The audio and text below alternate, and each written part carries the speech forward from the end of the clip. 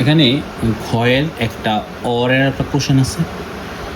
কোশ্চেনটা আমি পড়তেছি, দেখো। কোনো ত্রিভুজের ভূমি এ সমান 5 সেন্টিমিটার, ভূমি সংলগ্ন একটি কোণ অ্যাঙ্গেল এক্স 45 ডিগ্রি, অপর দুই বাহুর অন্তর বি সমান 2 সেন্টিমিটার ত্রিভুজটি আঁকো। তো আমি একটু আগে বলেছি প্রত্যেকটা ত্রিভুজের এবং চতুর্ভুজের এক একটা নাম আমাদের দিতে হবে, যেটাতে আমরা পরীক্ষার হলে চিনব।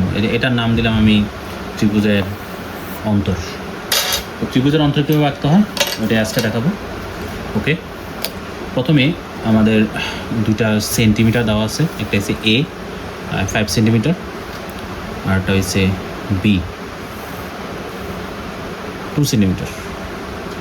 দুইটা সেন্টিমিটার প্রথমে আমরা আঁকবো, একটা হচ্ছে এ এর মাপ, একটা হচ্ছে বি এর মাপ। অবশ্যই একটা কোণ দেওয়া আছে, কোণ হচ্ছে 45 ডিগ্রি। তো আমরা যে কোনো একটা টান দেওয়ার পরে চাঁদা দিয়ে আমরা 45 ডিগ্রি অঙ্কন করব। 45,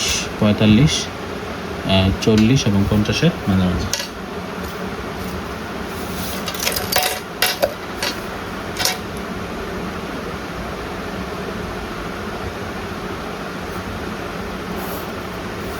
তো এটাকে দিলাম আমরা অ্যাঙ্গেল এক্স।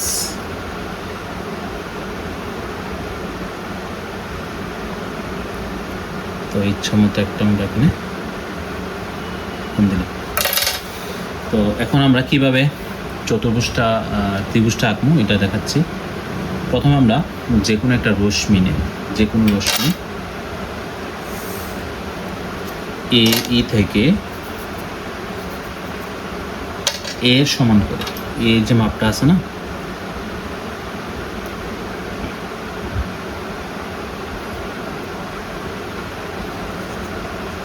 এ বি অংশ কাটি। এখন এ বিন্দুতে অ্যাঙ্গেল এক্স এর মাপটা আমরা এই বিন্দুতে ফেলালাম, এবং কোণের মাপটা আমরা, খুবই ইম্পর্টেন্ট, এই কোণের মাপটা আমরা এভাবে নিলাম 45 ডিগ্রি। আমরা এখানে সেটা করব, এটাকে যোগ করে দিই।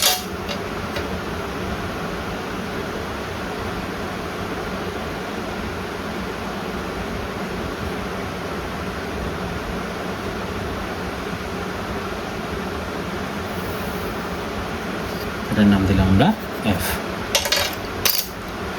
ওই যে আরেকটা সেন্টিমিটার ছিল অন্তর, 2 সেন্টিমিটার, এই মাপটা আমরা এখান থেকে নিলাম 2 সেন্টিমিটার। এটা আমরা এই যে এফ এর উপর এভাবে 2 সেন্টিমিটার সেটা, হ্যাঁ এই মাপটা একটু ছোট, সমস্যা নেই।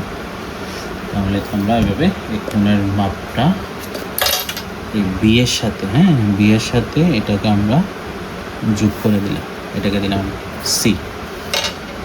এবার সি বিন্দুতে যে কোণ উৎপন্ন হয়েছে এ সমান করে, এই কোণটা আমরা ইচ্ছা মতো নেব, এই কোণটা আমরা ইচ্ছা মতো নিতে পারি। এখন তো ইচ্ছা মতো কোণটা নিয়ে আমরা বি বিন্দুতে এভাবে ধরলাম।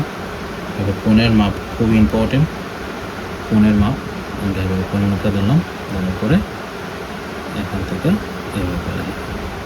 এবারটা আবার বলি, এখান থেকে ইচ্ছা মতো একটা কোণ, এটা নিয়ে বি বিন্দুতে এভাবে ফেলাইলাম, কোণের মাপ এভাবে ধরছি, ধরার পরে আমরা এভাবে ফেলাম। এবার যোগ করে দিই, যোগ করে দিলে আমাদের এখানে অন্তরটা হয়ে গেল, এটাকে বলা হয় ত্রিভুজের অন্তর।